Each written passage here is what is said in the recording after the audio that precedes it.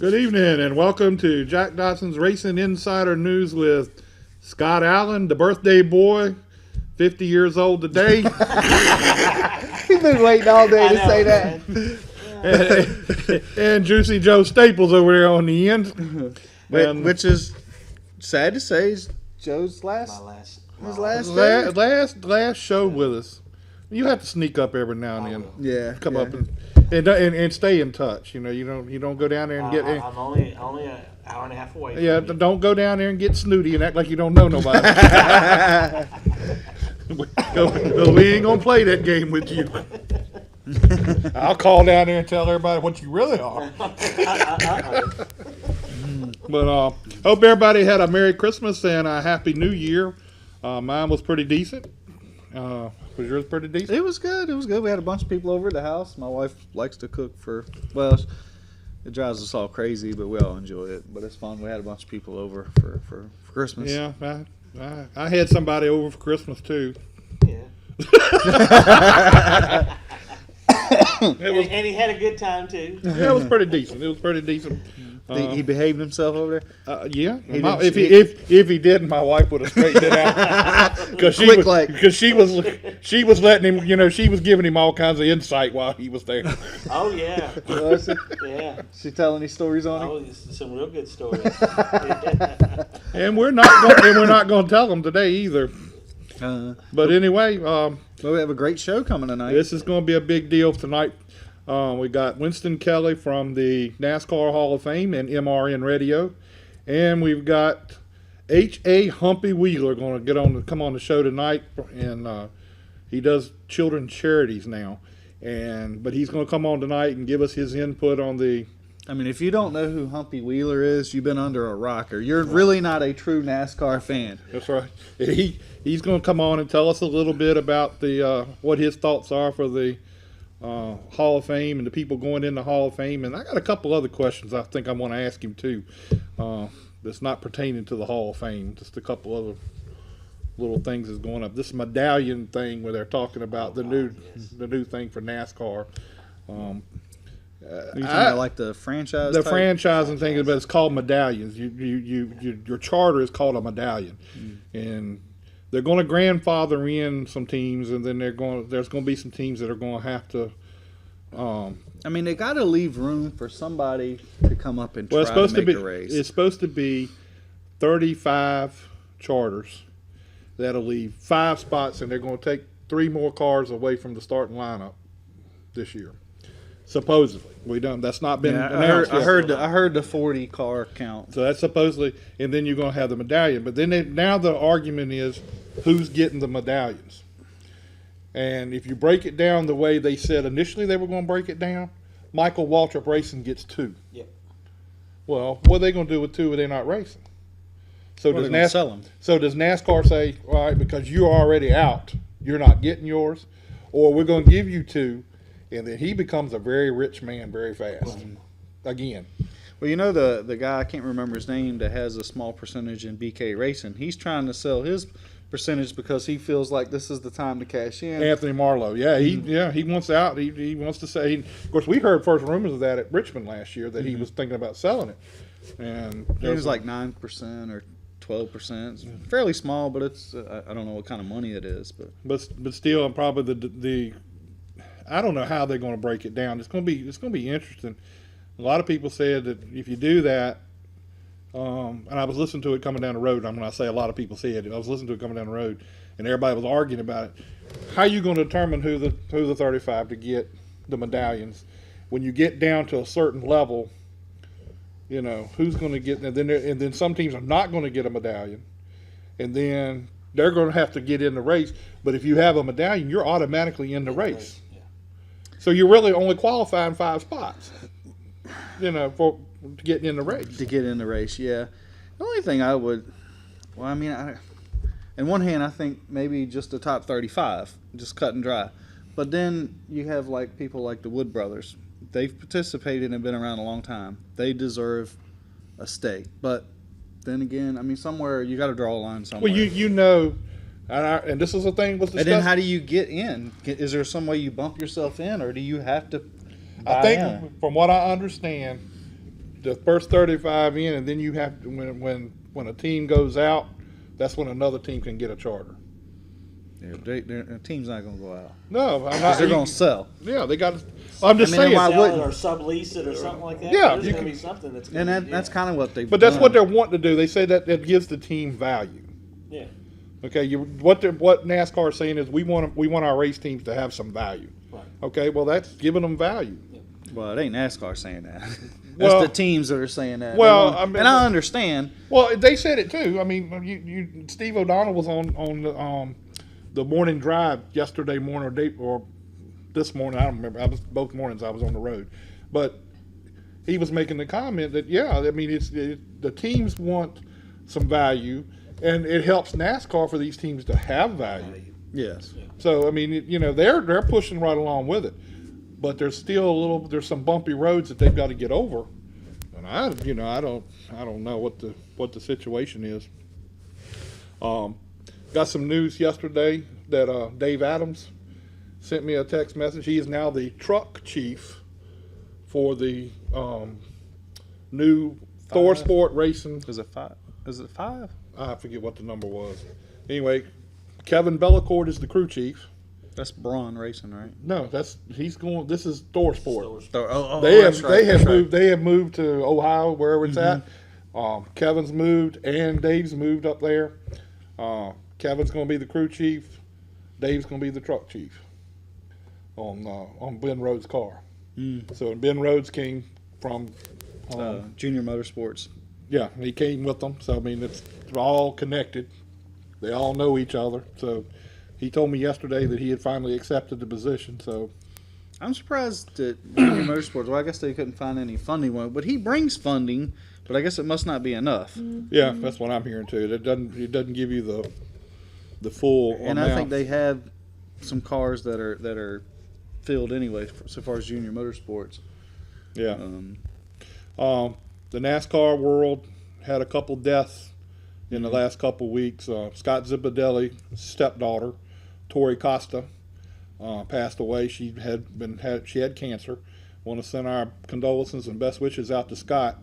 Marvin Panch passed away this week, and that's a Hall of Famer. Yeah.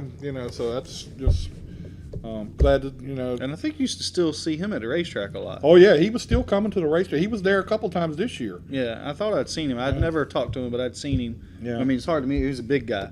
So I mean, it's really And I got to jump in here too. I went to a birthday party the Sunday after Christmas with a guy, Junie Nelson.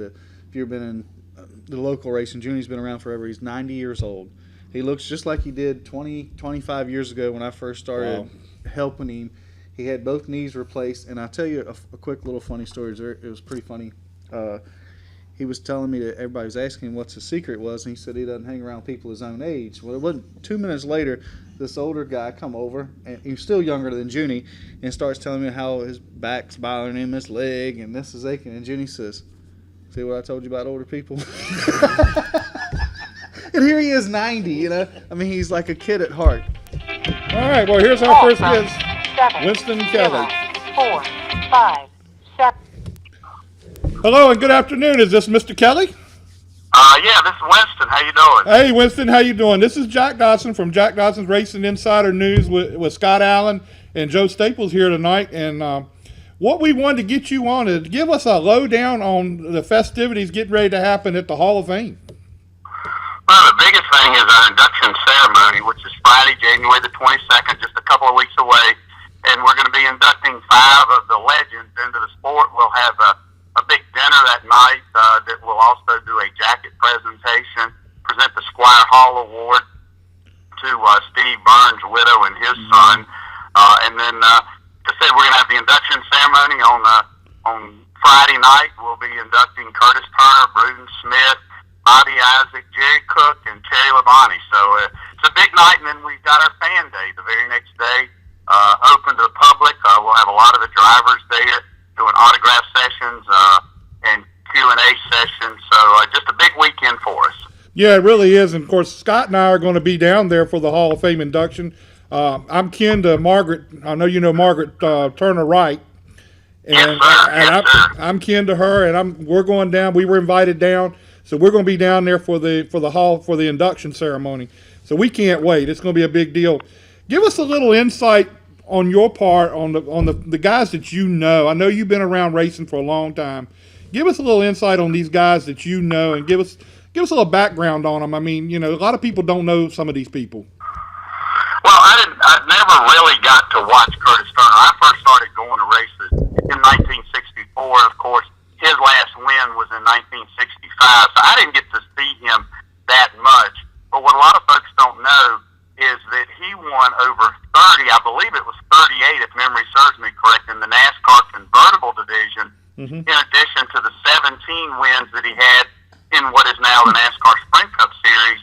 And he was the co-founder with Bruton Smith of the Charlotte Motor Speedway. And Sports Illustrated, of course, nicknamed him the Babe Ruth of auto racing. And, back in the 50s, that's exactly what he was and who you could equate him to. Jerry Cook, who is a 6-time NASCAR Modified Series champion, predominantly from the Northeast, with 342 wins, just an incredible record that he had.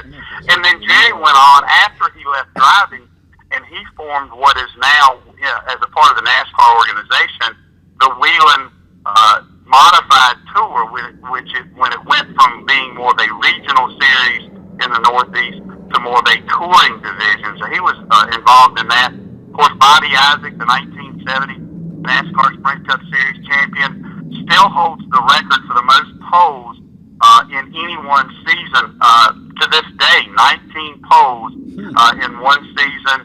Then he won the 70 championship in that iconic Dodge Daytona with the big wing on the back. Bruton Smith not just founded Charlotte Motor Speedway, but he elevated the bar of all the facilities. People thought he was absolutely nuts when he added condominiums to Charlotte Motor Speedway. And I wish I would have been stupid enough to buy one back when he added those in 1980. He added the Speedway Club, the Suite. Bought the Bristol Motor Speedway when it set probably about 30 or 35,000, and now it can seat up to 160,000. And they're going to have the football game there next year. Of course, built the Texas Motor Speedway, expanded the New Hampshire Motor Speedway, Sears Point, Las Vegas, and then, of course, Texas Terry Labonte, 2-time champion with the longest distance between any two championships. He won the 1984 championship for Billy Hagan Racing, driving the Piedmont car with Dale Inman as the crew chief. Still was competitive driving for guys like Junior Johnson later into the 80s and into the 90s. Then got hooked up with Hendrick Motorsports and, of course, won his second championship 12 years later in 1996 in the Kellogg's car. 22 total wins, the 2 championships. Nicknamed the Iceman because, and I've gotten to know Terry very, very well over the years. I've done a number of motorcycle rides with him, and good friends with his pilot, or, the guy that used to be his pilot when he flew a lot. And Terry was always so calm and just never let things rattle him, which is why they called him the Iceman. So we've got such a diverse group of people going in through different types of contributions to NASCAR, different eras of NASCAR, and different backgrounds. So, Winston, how did you get started into racing? My father was a broadcaster back in the 60s. He actually was the first public relations director at the Charlotte Motor Speedway and worked with Curtis back from 59 as long as he was. I think Curtis left the Speedway around 1961. And then when Dad left the Speedway and went into business for himself, he did some radio broadcasting. So, if your dad hunts and fishes, you tend to hunt and fish. Yeah. And I tagged along with him and, went to the racetrack with him. And, it's what I wanted to do as a hobby. I never intended to do it full time. I got involved with what was known as the Universal Racing Network back in 1981.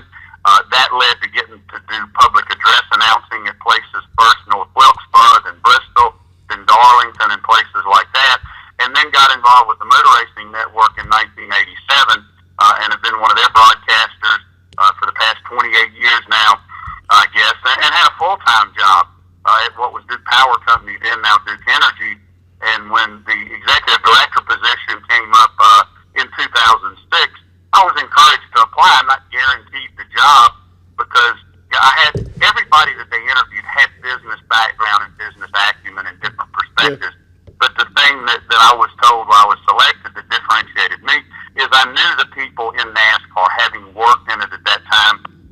35 years, they said, you can pick up the phone and call Rick Hendrick or Richard Petty, and they'll take your call or return your call because they know who you are. And I could provide that perspective. So I've been involved in it personally since 1981, but started going to races when I was 6 years old in 1964. So I've been around it my entire life. It's a pretty, you made the comment, you got a pretty diverse group going in. It has to be rewarding to know that you're a part of the NASCAR Hall of Fame since it started, and with all the people that are in the hall now and how they go about it. It seems to be how they go about putting people in the Hall of Fame is really good. I mean, they give you a diverse background. Well, and that's actually the reason I took the job. I had a great job where I was. I actually took a pretty good-sized pay cut to take this job because I'd grown up around the sport, and I made the decision. I knew I would look back in 6 or 8 or 10 years if I didn't and regret it. And, now I'm 9 years into it, and this is our 7th class, and we opened the hall in 2010. And it's exactly like you said. These are my childhood heroes. And, not a lot of little boys or little girls get to grow up and work with and honor their childhood heroes. My childhood heroes were the Richard Pettys and the Junior Johnsons and the David Pearsons and the Wood brothers, and just go right on down the list. And then, coming into the 80s, the Bobby Allison and the Darrell Waltrips became like they were co-workers. Ned Jarrett, who I had worked with some on radio and had gotten to know, and the guys that are more my age, Dale Jarrett, Rusty Wallace, people like that. So they were either my childhood heroes or became my co-workers as an adult, being able to talk to them and interview them on MRN. So, it's been exactly like you said, to see the different types of people. And you talked about coming down for the ceremony with Margaret Sue. One of the things that I enjoy, and this is one of my 2 favorite days of the year, the induction ceremony day and the voting day where we select who goes in. Watching the families when the names are announced, watching the families when people are inducted, because the drivers, even if they're still alive, the Hall of Famers, if they're still alive, they're kind of shucks about it. It's what they did for a living. Yeah. But watching the faces of the family, watching the tears that stream down their face, every single year I am moved to emotion several times during the ceremony, and a lot of times it's as they acknowledge their relatives and as you see them, the tears going down the face of the relatives of the Hall of Famers. I don't get any more satisfaction than watching them and just knowing that I had a vote in that, and was a part of building a facility that honors them for their life's work. It's been just, a phenomenal opportunity. Now, Winston, when you guys select the 5, how hard is that lobbying back and forth to because, there's just so many people that deserve to go in. I imagine it's hard to come down to 5 people or agree to 5 people to go in whatever year that is. It is. And, the first couple of years it was a little bit easier, maybe even the first 3, because the numbers were so much larger. When you look at the first class, with Richard Petty and his 200 wins, Earnhardt with his 7 championships, Junior Johnson between owning and driving, 132 wins and 6 championships, and then the 2 Frances. And then you got into the next year, Pearson 105 wins and guys with 80-plus wins, like Bobby Allison, same thing when you get into the 3rd year to some extent. But the further you go, the harder it gets. And, I tell people all the time when they say, I think somebody else should have gone in. What it boils down to is how you prioritize when they go in. It's not if they go in, but when they go in. And one of the things I like about the process that NASCAR is established, and I want to give them credit.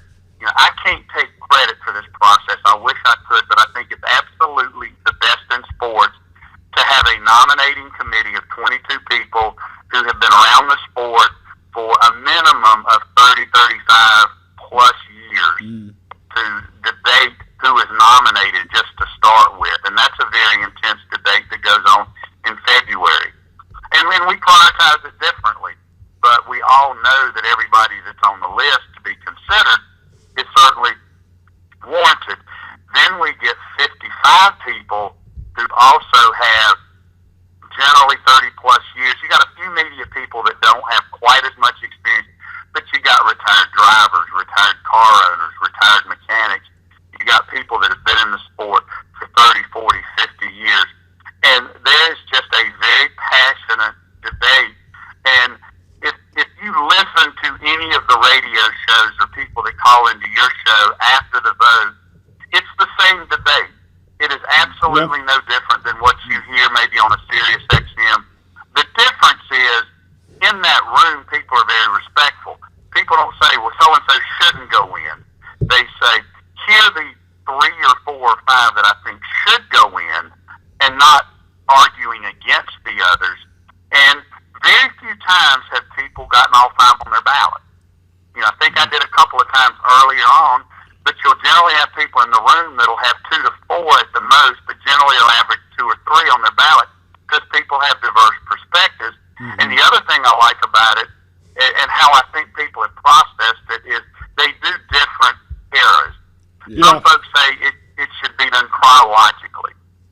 I don't agree with that. I think the fact that you have we're still a young Hall of Fame and a relatively young sport. The fact that you have some recently retired drivers like a Dale Jarrett or a Terry Labonte or a Rusty Wallace, I don't think you should hold them back because of somebody that raced earlier. But when people say we need to get the pioneers in, if you look at the 35 who have been voted in, almost, I think it's like 22 or 23 raced from the 50s back. So the pioneers are getting in, you're just not doing it chronologically, if that makes sense. Yeah. Yeah. And I think Richard Petty told me several times, including the day before the first vote, he would not put himself in the first class. He'd do the guys that built the sport and people like his dad and Raymond Parks and Bill France Sr. And he believed that. And I said, Richard, I don't disagree with you about a lot of things as it relates to NASCAR because you've forgotten more than I know. But I don't see how you put the most successful and most popular and most visible and not put them in the first class. Yeah, I agree with that. So he said that's just how I do it. You know, and he did say I would have been disappointed if my dad or me, if a Petty didn't go in, because he said, I think the Petties have done enough for this sport that somebody should have gone in the first year. He said, I'd have just started with my dad. Well, yeah, I can understand where he's coming from on that, but you know, he is the icon of the sport, so you pretty much know he was going to be there.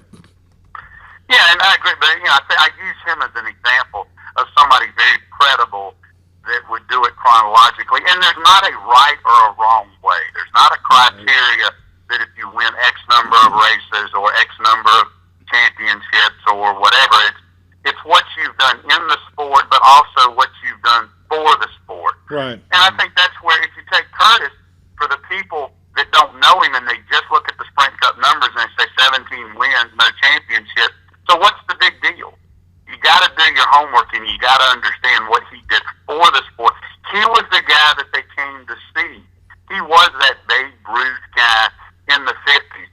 And when he came back after having an absence in the early 60s, in 65, even Richard says, and this will be in the video, and I don't want to give you too much of a preview, but one of the quotes that we used from Richard is, when he came back, there were fans that showed up because Curtis Turner was back racing. You know, it's kind of interesting. It's kind of interesting to me that I remember my grandfather, who was one of Curtis's cousins. I remember sitting in the car with him when I was 6 and 7 years old, listening to him. He would sit and listen to the race every Sunday, and he was always listening for Curtis Turner or the Wood brothers, who he grew up with. And it was, you know, that's part of that. That's unbelievable that, you know, they're in the hall.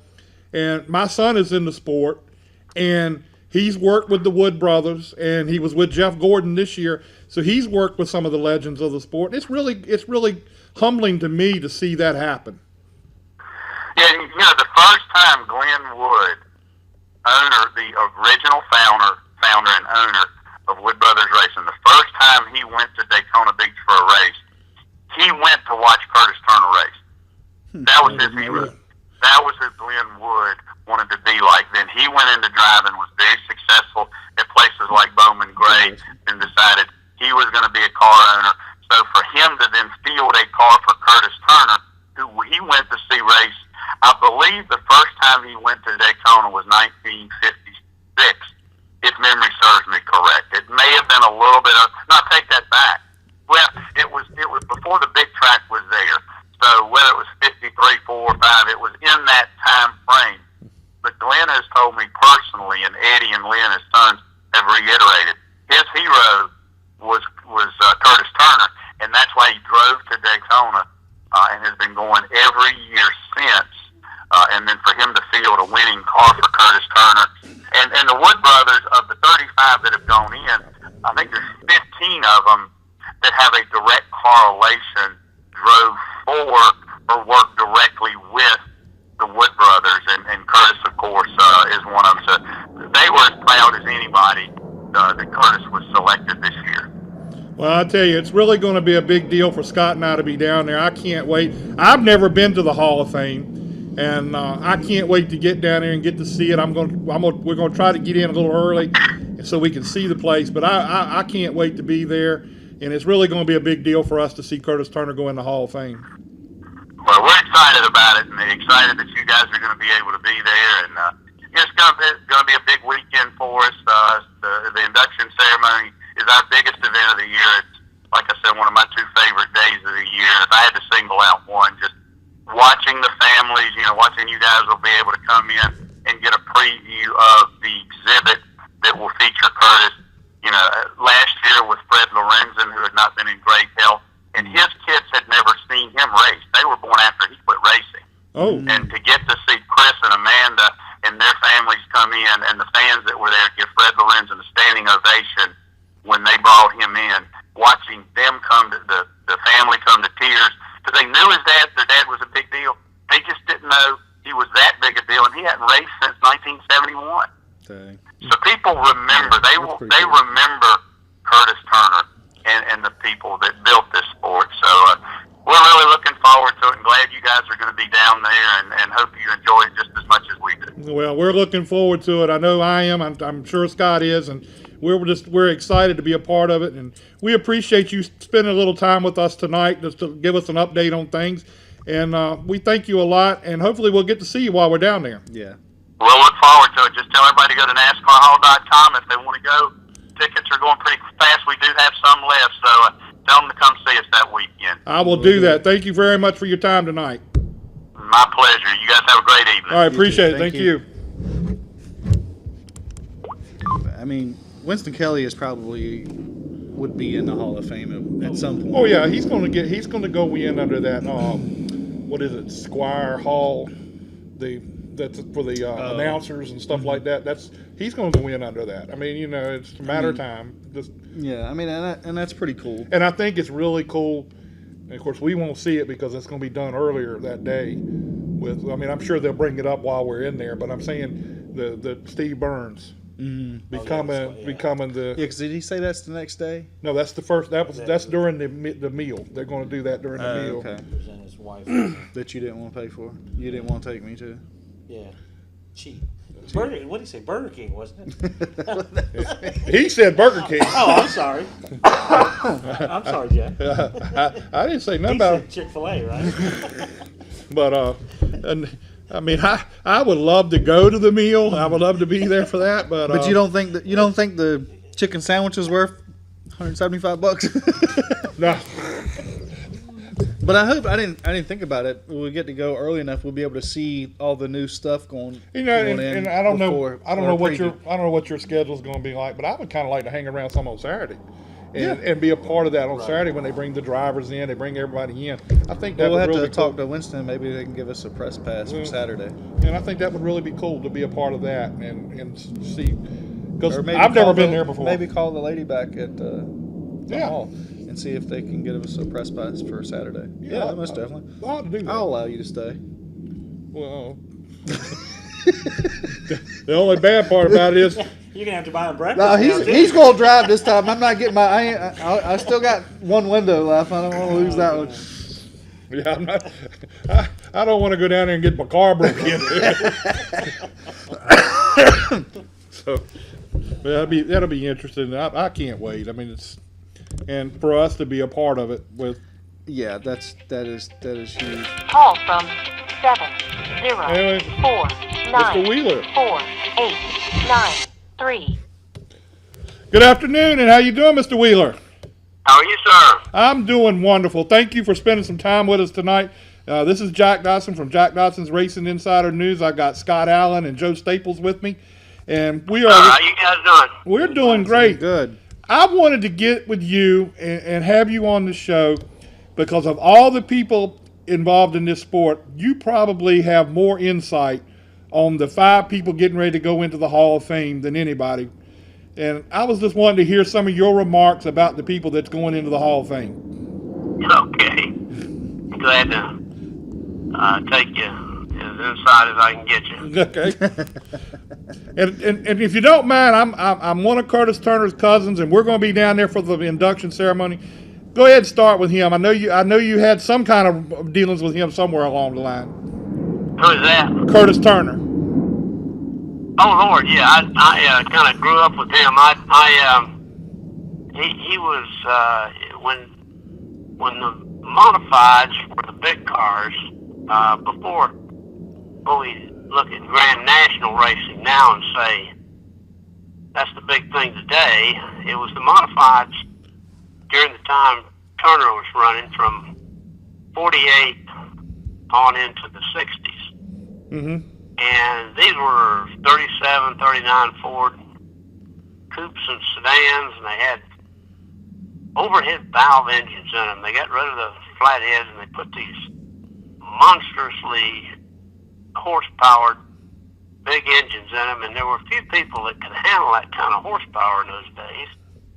And because you had narrow tires, and you didn't have the brakes you got today, and all the expensive stuff that have just about messed things up as much as you can today, Curtis could handle that. Uh-huh.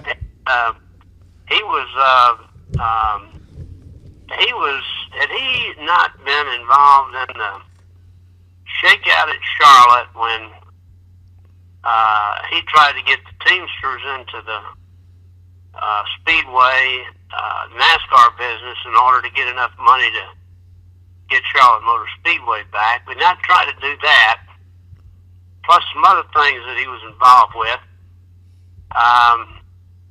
he'd have been in the Hall of Fame a long time ago because the suspension that he got for doing all these things knocked him out of some great wins during a time of his age-wise when he would have won, 25 or 30 races. I don't know of a better race driver that ever got behind the wheel of a stock car than Curtis. He just didn't win as many races as others did because he didn't race as often as everybody else did. But he won over 300 modified races, and that is a tremendous amount of wins in a tough division. Sure is. I've talked to Margaret Sue. I know you know Margaret Sue, and Yep. and I've talked to her about it. And we had her on the show a couple times.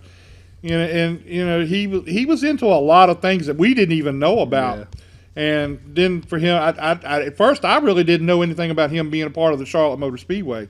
And I mean, he had a touch into a lot of things in the sport. Yeah, he was president of the Speedway. He was the first president of the Speedway. Smith was the executive vice president, and they're the ones that got it started selling stock out of the trunk of their car for $1 a share. But Curtis was quite a character. One thing Curtis had that I've seen very, very seldom, and none of us have in this sport, and that is he had a tremendous feel for the race car. He just had that seat of the pants feeling for how far he could take the car down in the corner, when you got back on the throttle, and all those kind of things. And he didn't care about anybody else. If you were in his way, get out, because he's going to spit you out. Yeah, he had that reputation. Well, one of his great moments was down in Darlington. I think it was 62 and 63. Maybe, no, it was 60. I don't know, it was in the mid-60s, let's put it, or early 60s, whatever. Fred Lorenzen had come down here from Chicago, from Elmhurst, Illinois, and was doing a pretty good job. He'd been the USAC champion, stock car champion the year before. And everybody was singing Freddie's praises about the good-looking boy from Hollywood, Illinois. Of course, we know there's no Hollywood, Illinois. At least I don't know about it. Somebody's going to call up and say, there's a Hollywood, Illinois. It's right there before you run into Lake Michigan on the north side. Any rate,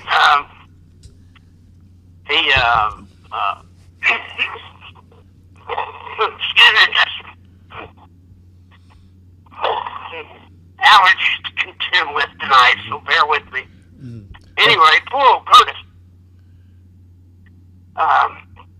He was running really, really fast. He was making life miserable for everybody around the Darlington. And finally, Ralph Moody had the Holman Moody car for Fred Lorenzen, and he was really giving Fred a song and dance story. Fred walked away from the car, and that was a dangerous thing to do when Ralph Moody was your crew chief. Because Ralph was a hell of a driver himself. He jumps in the car, and Fred doesn't know he's in there, and he comes back to his pit stall, and he says, where's my car? And the crew chief said, Ralph said it running pretty fast. Well, he ran 3/4 of a second faster than Freddie ever had. And of course, Freddie was crazy. Now he's got Ralph to contend with, much beside Curtis, so he was hotter under the collar. Anyway, start the race, and toward the end, Curtis is winning, and Freddie's got the faster car, though, but Turner's car would get about 60 feet wide when you got ready to pass it. And they were going down into the old third turn at Darlington, which is now the Front second. straight. Yeah. And Turner just blocks him, and Freddie just slams him right in the left rear quarter panel and sends him up into the Toolies. Knocks the car out of the race. Fred and Curtis is just incensed. Freddie wins the race. And Freddie really made his mark as a racer with not only the fans, but the other racers around that he was to be contended with. And I'm sure Curtis got him back 3 or 4 times after that. I don't remember all those stories. But Curtis would always get you back. Now, he was not a fighter. He'd always say, I'm a lover, not a fighter. But on the racetrack, he didn't pay any attention to what he'd say. He said a completely different thing. Just, get out of my way. So he made a big mistake at Lakewood Speedway, which is an old mile dirt track.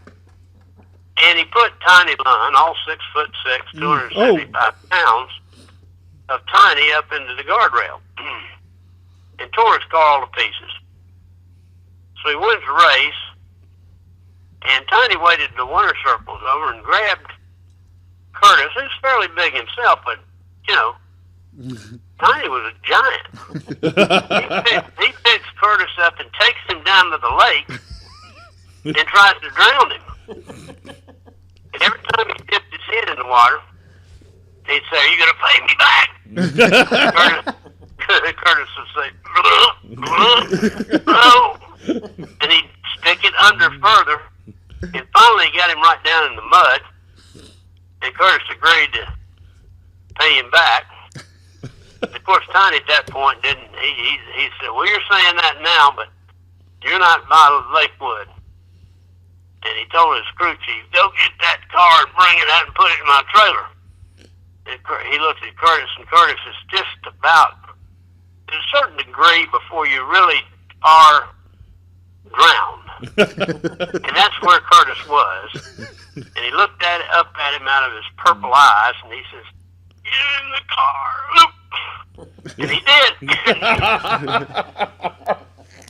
That was back when drivers kind of settled things on their own, and you didn't have to get NASCAR too involved. I kind of like the way it was back in those days. Yeah, it would be good if NASCAR would kind of let that happen again a little bit and have a little bit of the fun instead of trying to get in the middle of everything. Well, yeah, see, as we all know, the drivers themselves would handle all that stuff on their own. I've seen it for 50 years. They know how to take care of things. The guy gets, out of line, they'll get him back in line. Yeah, it won't take long. No, it doesn't. Tell us. I'll tell you one thing. There's a lot of guys that quit drinking in the NASCAR garage area because of the other drivers. And they didn't need any AA to do it.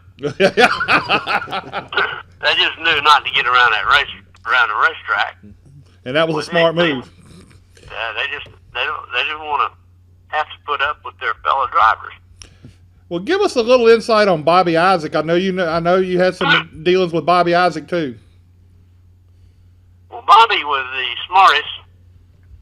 one of the smartest drivers I ever knew.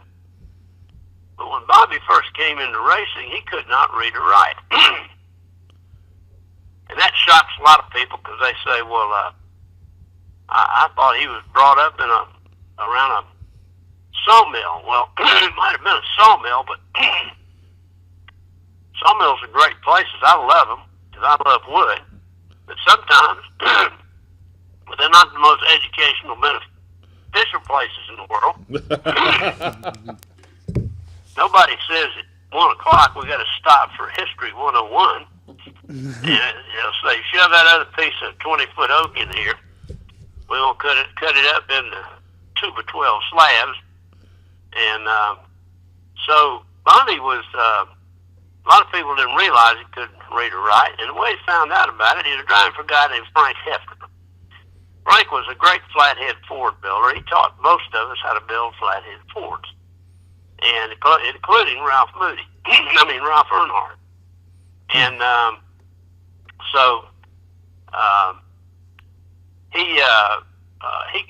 he saw Bobby's ability to drive at an early age, and he put Bobby in a flathead Ford.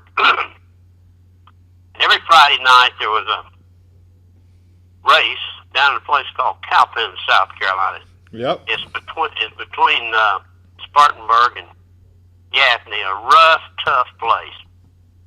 And anybody would show up there. Now, the NASCAR guys all changed their names when they came there. David Pearson was David Condor or something like that. And remember, one of the more prominent NASCAR drivers, which everybody recognizes, still living, so I can't talk about his deceit at this point. But his name was Freddie Flubber. And people really thought it was a Freddie Flubber down there. And there is, but he's known as a prominent NASCAR driver who isn't in the Hall of Fame yet, but will be one day. But at any rate, they went down there, and Bobby would win just about every race down there. And he'd pass, they used to start 50 cars on this quarter-mile high bank dirt track. Good gracious. And it was mayhem. And Bobby did great, but they used to, Frank Hefner, Bobby's car owner, he said we would stop at this truck stop. They wanted any Hardee's or McDonald's back in those days. And Bobby would order the same thing on the menu every time, whether it was breakfast, lunch, or dinner, because he couldn't read anything else on the menu. He'd say, hamburger, french fries, lettuce, tomato, mustard, mayonnaise. That was it. And every time I get ready to order something like that, I stop and think, these damn people will think I don't know how to read. So, but once he got into racing, Mary Bruner, John Bruner, the flagman and the chief steward for NASCAR, they kind of took him under their wing and taught him how to read and write. And as he became more educated, he got better rides. And he was a fearsome race driver. Back in those days, when he was at his peak in the 60s and early 70s, the only guy running that had less spirit than him, probably Buddy Baker. Hit him out on a super speed like Daytona or Talladega, and they were just unbelievable. So Bobby was a great driver, highly superstitious, which is kind of the way it was back in those days. It was superstition just reigned supreme everywhere, and in this case, it served him well. In some cases, it didn't. But he's the only man ever to be leading a NASCAR race and pull out for no reason other than God told me to get off the racetrack.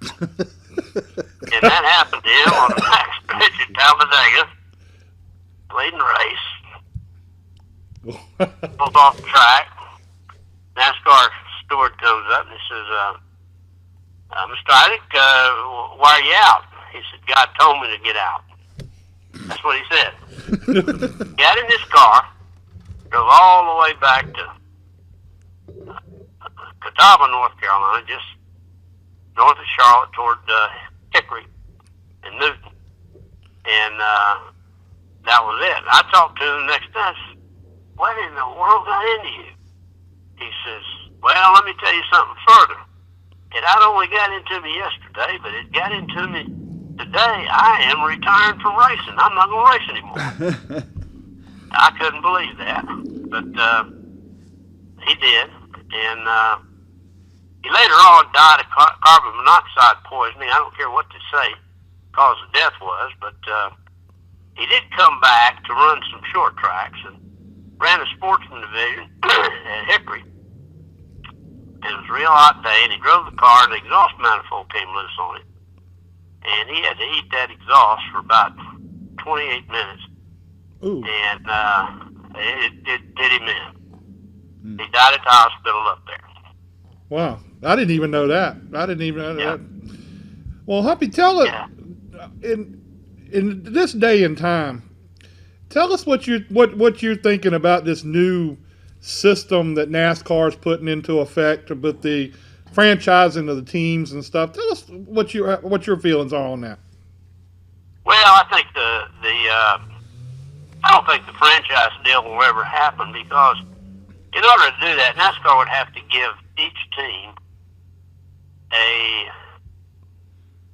piece of NASCAR. Just like the NFL. What is the NFL? It says National Football League. Mm-hmm. Who is the league?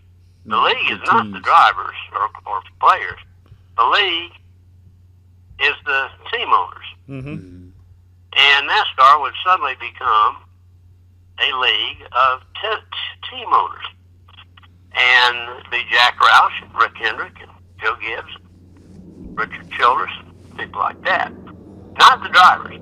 Most drivers own the car and were part of the so-called franchise.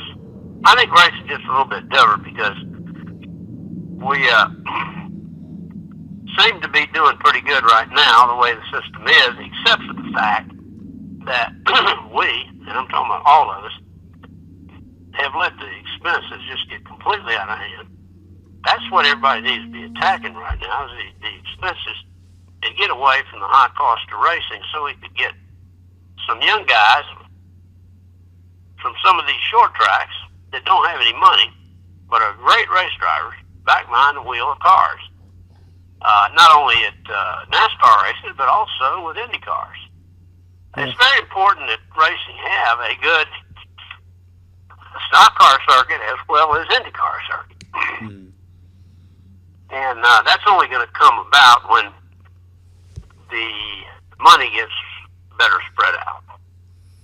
I find it really hard in a lot of ways that in most instances it seems to me that talent doesn't mean a lot, but if you have the money, you're going to take the ride from somebody who's got the talent. I have a little bit of a problem with that. I mean, I understand why it's like that, but I just have a little bit of a problem, because there's guys in the other divisions and or other circuits or whatever that I think could be excellent drivers. They just don't have the ability. I mean, the money to give them that ride.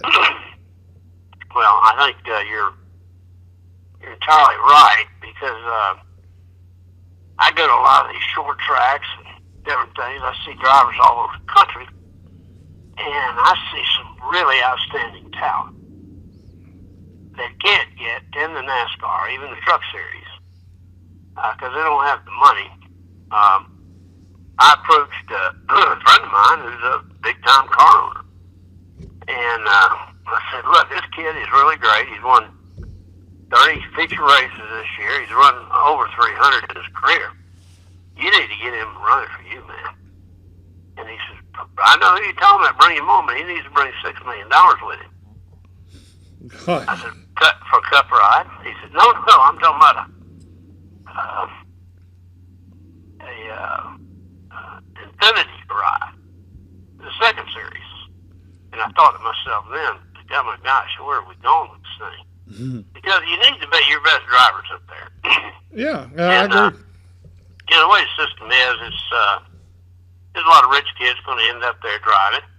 And some of them will be okay, but it won't be the sixth best drivers in the world. That's the thing. And that's what you want. Out of all, NASCAR, I say six. Everybody wants to say six. What I mean? Well, it's just math. Everything can be quantified by math. And by math, what I'm talking about is you get into 40 cars start the race, or 42. How many good cars do you need to start the race? How many of them do you need to have a good finish? You need at least 6, and probably 7, because that's going to, if you have, say, 7 cars at 200 miles to go, 3 or 4 of them are going to be out. yeah, So if you got 7 really strong cars, that's only going to leave you 3 cars to finish those last 200 or 300 miles. If you only have 3 good cars, you're not going to make it. You're going to have somebody end up a lap in the lead or 600 feet in the lead or something like that, and you make the fans settle for a less than great finish. yeah, I agree. Out of all the things that NASCAR has changed the last few years, do you see any of them that you think were probably a mistake, or are you buying into everything that they're doing the last little bit? Well, I do like the Chase formula. It has produced a lot of publicity, and I think it has helped the racing because guys can't sit around and say, man, I had a great finish today. I finished 3rd. Because right now the car owner just wants to win. I think the other things that they've done is that they've put the emphasis as much as they can on trying to get guys to increase passing up front, but that has failed miserably because of the way the rules are. Mm-hmm. And I think the challenge they got is to be able to change these rules and get these cars back to where they're racing for the lead again. You know, who cares who's passing for 6th place? They want to see that first place leader go back and forth like they did in the old days. Mm-hmm. Right. And I think we got to get back to that. I think that's the big thing. And that's the challenge of 2016 for NASCAR. And that's to get back to running for the lead and getting rid of the arrow push. Yeah. That's all you hear is arrow push on this and arrow push on that. You know, that it's got to get out of there somewhere. Well, it does, and for those listeners, arrow push is what happens when the lead car takes off, and as soon as he gets in clean air, the second place car can't stay behind him. Mm-hmm. Yeah. And so the first place car just takes off, and nobody wants to see that. They want to see some cat passing back and forth for the lead. Mm-hmm. And that's where you get great drama, and great drama is what sells racing. You got that. You got that right. Some Joey Logano and Matt Kenseth stuff. Well, That happy. little arrow push there, wasn't it? No, there won't no push there. It was a push on the gas pedal is what that was. Yeah. But that's what you were talking about earlier about drivers handling it themselves. He took care of it himself. They won't have to worry about it again.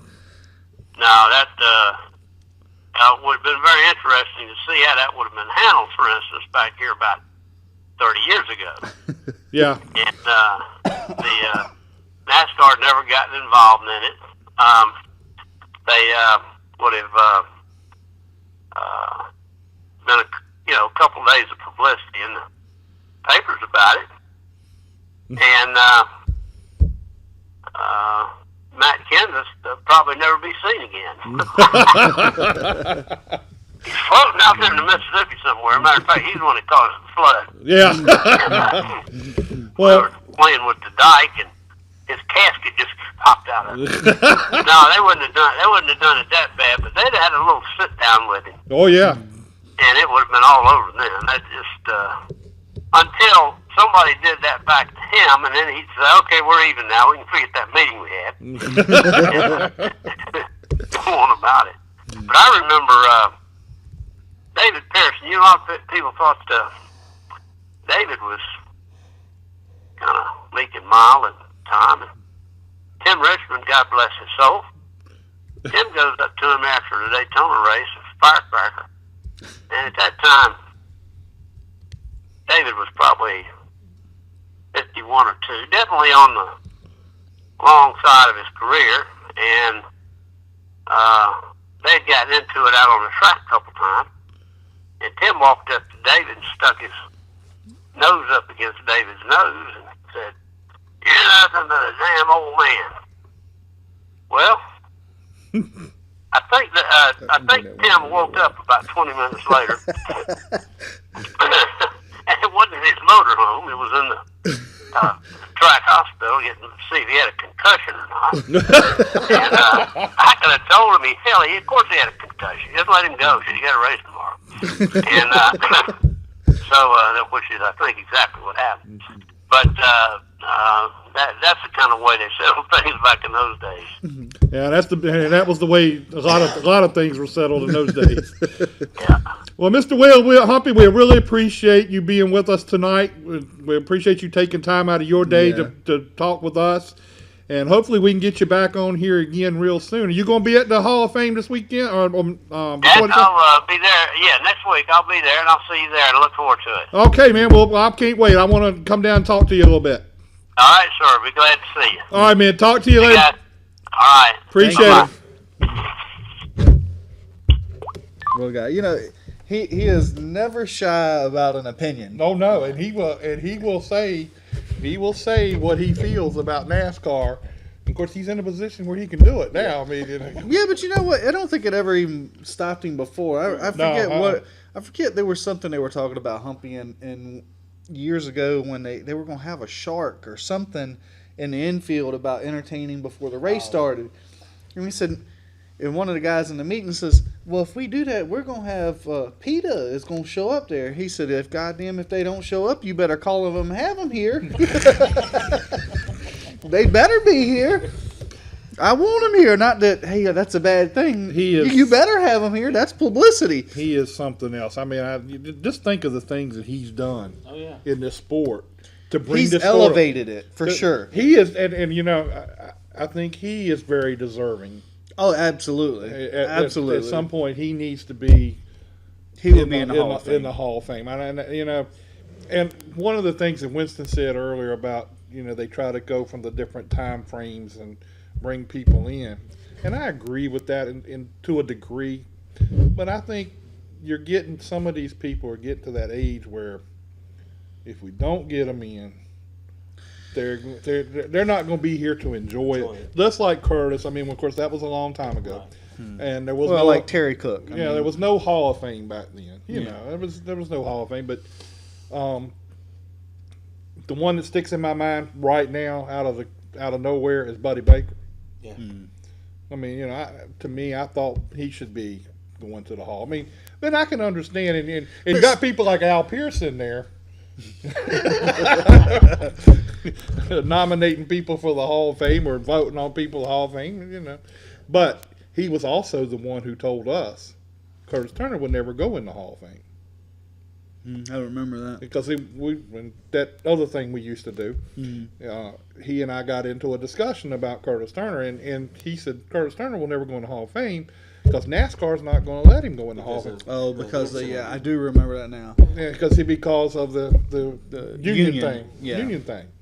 Well, everybody has. It's not the good old boy system anymore. Yeah, I mean, he was doing what he thought was right for the racing for drivers. For the Because at that drivers. time there was a lot of unsafety. The safety wasn't nowhere near what it is. I mean, I think when he drove, you didn't have to have nothing but a lap belt. Yep. When we talked about Junie, I worked with Junie for several years in late models, and him and Ray Platt worked together for many years, and Ray died at South Boston. He was driving another man's car, and it was before they implemented shoulder harnesses. And Junie was real big on safety, and they had shoulder harnesses in their car.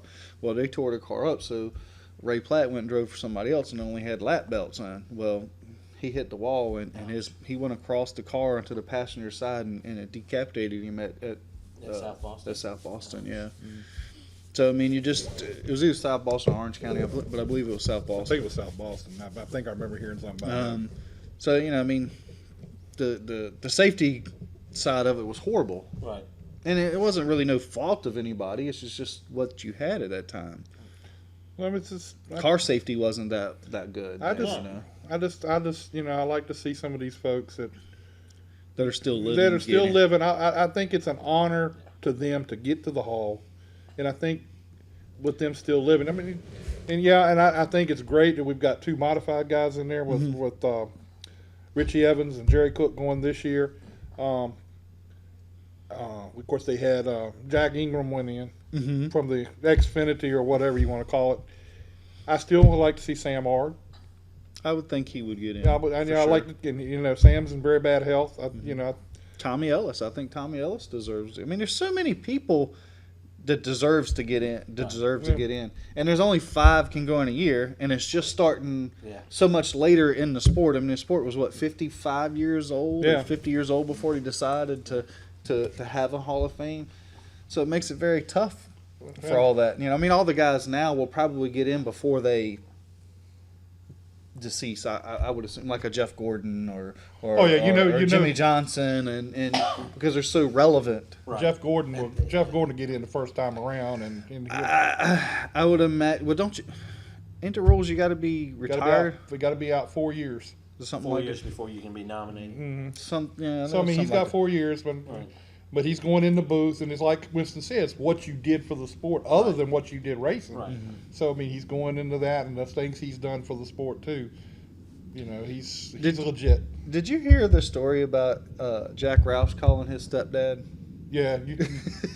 About calling Jeff. Jeff's stepdad? Yeah. So before he signed with Hendricks, Roush called his stepdad and was like, "Hey, we're looking at Jeff, and we might want to consider giving him a ride." He said, "Well, we're looking. We have a kid we wanted to be his crew chief, Ray Evernham." He said, "Well, drivers don't pick the crew chief." So his stepdad, what's his name? John Bickford. John hung the phone up. So Jack called him back and was like, "Hey, we got disconnected." He said, "No, I hung up." He said, "But look, drivers don't pick their crew chief." I think it went like 3 times, and he finally got and that's just. It's funny that he's seen the potential in him. Well, then I heard that he wanted to go and race Indy cars, but he couldn't get the funding. And no, what and he did a test at a Buck Baker driving school at Rockingham, and did a driving school that day. It was like a week-long event, I think, because they used to teach you how to work on the cars. Right. And he called his stepdad, said, "Sell everything. We're going stock car racing." Because Chocolate Yeah. was talking about it on my way to Louisville. I had XM radio, so I got to listen. To Now the show. he did at one point want to go to Indy cars, Yeah, but he fell in love with the stock cars, well, it's a and good thing he did because we definitely would have lost out. Yeah. he showed back up again somewhere along. But Well, you know what I mean. I mean, Yeah. he wanted. He's been a great Yeah, role model for the sport. well, before we sign off, one more news bit that came up yesterday: Darian Grubb has been hired back over at Hendrick again. Yeah, I seen that. He's The odd man out at Gibbs and goes over to Hendrick, and he's going to be in charge of building the cars. which was kind of originally where he came from. He was was he the car chief on the 48 for a few Yeah, years? he was lead engineer. Okay. The lead engineer on And the. then was the crew chief a couple of times, or He filled in Crew. for Chad Knaus when he got suspended in 4 races. one of them times he was suspended. Yeah, well, but I thought that was kind of interesting that he went back to Yeah. Hendrick, and Were you surprised over the crew chiefs that kind of moved around at Joe It's Gibbs? unbelievable. I was surprised. I was shocked. I was surprised That was more crazier than the drivers. You know, I mean, usually a silly season. well, We didn't have one. Joe Gibbs moved his crew chiefs around. Roush has moved all his crew chiefs around Yeah, and hired a new one. Yeah, who was that? That was What they hired? yeah. Brian Patty's now over there. That's with, right. With Greg Biffle, but you know it's all they're trying to find that right combination, and here's a guy that finished 5th in the points, and he don't have no job, and then he has to go back to Hendrick. He wins a championship and gets fired. He was fired before they even attempted for the championship. Well, I'm just saying he wins a championship and gets fired. I mean, how much bad luck do you have to have if you're? Well, I knew he had to be valuable because he's got what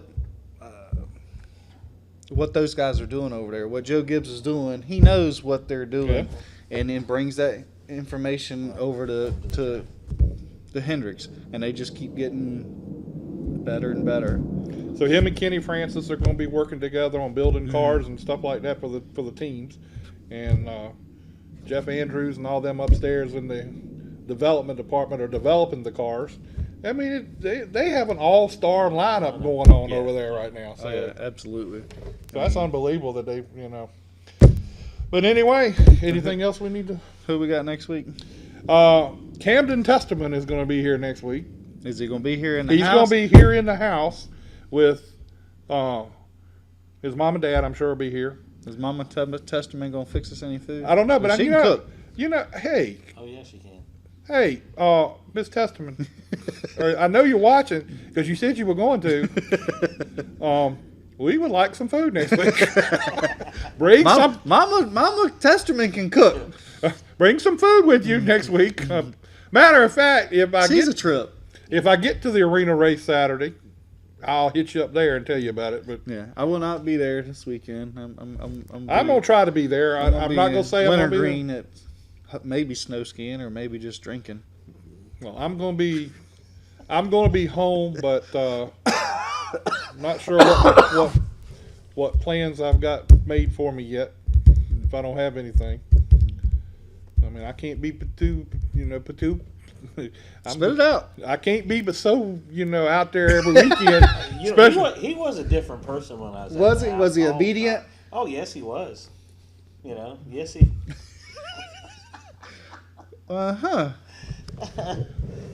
He's attentive and No. He sat in the chair and behaved himself the whole time. Yeah, I did. I did do that. I did do that. I did sit in the chair though, and kept my mouth shut for the most part until somebody had to get back. I mean, there was stuff was going on there, and I had to make sure I was getting defended somehow. So we got Camden Testament. We'll see how he done, and he's been fast at arena this year. Oh God, I mean, he's probably the only one that's only kind competition of that got Cody's got right now. And But the Levins is right there too, but Testament's a tick better, and he's run some faster times than Cody, but he just experienced too. Travis Miller, I've got to confirm to make sure he's going to be on the show. He's not going to be here. He's going to be on the show. He told me he could. It wouldn't be a problem. And then I don't know if we're going to have a third one or not, but I heard he's kind of growed up some. I heard he had to. And I'll tell him about it too when he gets on. When he's on here, I'll tell him, "Hey, I'm glad to see you grew up." It was time. And good for him. Yeah. And what I understand, he's going to be doing the full K&N series this year. So that's a good thing. So, and you got the arena racing this weekend on Saturday at 2:00. 2:00. The firemen, what is it? Is it 2:00 or 3:00? 2:00. Gates, doors open. Oh, okay. Race starts at 3. Yeah, race starts at 3. Oh, okay. So, And it's firemen and First responders. first responders. So come out and check out arena racing early, and then you have the evening to do whatever you want. Yeah, I'm thinking about trying to get up there to see it. I want to anyway. Just And then in a couple of weeks, we're going to the Hall of Fame. Hey, Going- Joe, we're going to the Hall of Fame. yeah, gonna I'll be. wave at you guys as you drive by. When you we won't be going down 95. We got to go down 85. But when you're watching TV that night, just we'll Look for you. Look in the very back. We'll give you that right? special. probably. Look at the far corner. But That'll be us. I really want to thank Margaret for including us in Yeah. that. It's really big for us, and I'm excited for more reasons than one. But Because you're going with me? Yeah. that's not one of them. I don't mind going with you, but that's not one of them. I wish I had his wife's phone number. I'll text her and tell her date nights to do. That's already been said. Matter of fact, when I broke the news to her that we were going to the Hall of Fame, I didn't say nothing about. So why am I saying this on here? This is evidence for later. I didn't. I Just didn't. getting a single bed or. I didn't tell her. But until I was confirmed that we were going, I wasn't going to say I'm going to the Hall of Fame, and then not happen. So when it was confirmed, I said, just let you know I'm going to the Hall of Fame, and she said, oh, you are? She said, well, who's going with you? I said, Scott's going with me. She said, oh, really? I said, yeah, Scott was invited. Scott and I were invited. She said, oh, okay. I guess you and we'll forget that. But anyway. You tell her I'm the husband. I'm the husband. No, I'm the you're man not. in a relationship. No, you're not. No, we're not going to go there. Anyway, all right. Well, we had a great show tonight with Humpy Wheeler. But let's give us Joe's last show. It's gonna be sad, Joe. We hate to see you go. I will be popping in. Yeah, please I will. don't stay gone all the time. I've got some things that might be happening, so maybe we can Are you- add some of this stuff to this. Are you to going the to be? show. Are you going to be at the arena races this weekend? Yes, it'll probably be my last race, which I'm definitely going to hate that. But I did tell them that I'm going to try to figure it out.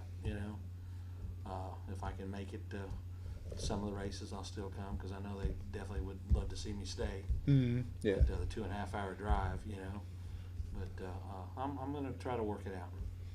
It's a good little ride up there from there to Richmond, but Yeah, and I'm sure we'll definitely be down to Southern National once. We gotta hit. There's a few places we gotta go at least once. oh yeah. And CJ Faison, hope the meeting goes well or is going well right now. First, what is it? The Silo Speedway. I hope all that gets worked out so he can. I can't imagine it wouldn't. I mean, that just doesn't. I mean, it's going to bring revenue to the town. That's a heck of a note though. After you done started building the track. Oh yeah, he's 6 figures deep. There's no doubt. So I mean, here you are already got this down, and now they come back and say, "Well, we're going to appeal that. We don't want that here." So I don't know. I want to go to Franklin County. We want to go to Franklin County down We're there. gonna have to lose a couple teeth to go up there. I want to go bad. I want to go. I heard that place is rough. Well, we won't get in the rough part, but I do want to do that. I want to go to Silo. I know we're going to have to go to Dominion one time to see how that works I out. almost wouldn't mind to go up there one weekend just to see what I mean, that's a beautiful place. They're definitely doing it right. That's for sure. Yeah. And maybe sometime within a few weeks or whatever, we'll have an update on what's going on over at Langley. And who knows what that deal is, but, we'll see what happens. But some buzz about another place too, maybe. mm-hmm. So Well, I there's a buzz about it, and there's some stuff going on, but I just don't see that being a Yeah, it'd take a lot of money. that's going to take a lot of money to go in there. First, you got to buy the place, and then you got to go in there and redo the do it. place. Yeah. I mean, there's a lot of It's stuff. nice. I know it's a beautiful place, though. I mean, you Yeah, got a it lot would of be stuff nice. there that you can start with, but A lot to work with. It's Yeah, going you got on. bones there, but but you're gonna have to redo quite a bit of stuff at Southampton too. the whole thing. And I I was mean, gonna, it is almost starting over. and I was gonna have the Southampton show next week, but I've kind of put that off because I had promised Camden and all them to be on this week. Then I backed them up. And then we got the Hall of Fame. Then we got the Hall of Fame and stuff. So I'm gonna get that Southampton show. I got some people already said they were more than willing to come on and talk to us about it, and get you straight about the starting park deal. I've got some video if you would like to use it. I'll sign a waiver that you can Is any of these people raced with you? All of them did. They drove right by him. I mean, he was parked. Lord, this is gonna be good. Well, no. Wait a minute now. Whoa. I didn't race in the same division with these guys. But they physically saw you race Yeah. or park. We like to Yeah, say. they drove by. Anyway, I'm gonna get a hold of Gary Daughtry, and I'm gonna see if he'll come and be here with us. Gary, the writer. Yeah. Oh, okay. Yeah. Good. He Yeah. does the writing for Arena too. Yeah, I'm gonna get a hold of him, and I'm gonna try to get. If I have to, I'll go by and pick him up and bring him here. You know, I told you I was listening to the show on XM, or Sirius rather, on the way. They play us on Sirius. Well, no, they were listening. I was listening to Chocolate them, and he even heard about the start and park because they were talking about that on the show, the start and the park. And I was speechless. I wish I had a way to record it because I would have loved to have showed it to you. But he actually did talk about the start and park, and I wanted to call in the show and tell him I know the person that invented that. Yeah. You know. All right. Well, even though we hate to see Joe go, bye, Joe. Lisa, you still watch the show, but we ain't worried about him no more. He's coming your way. Good night, and we'll see you next week. All right, guys. See you, Joe.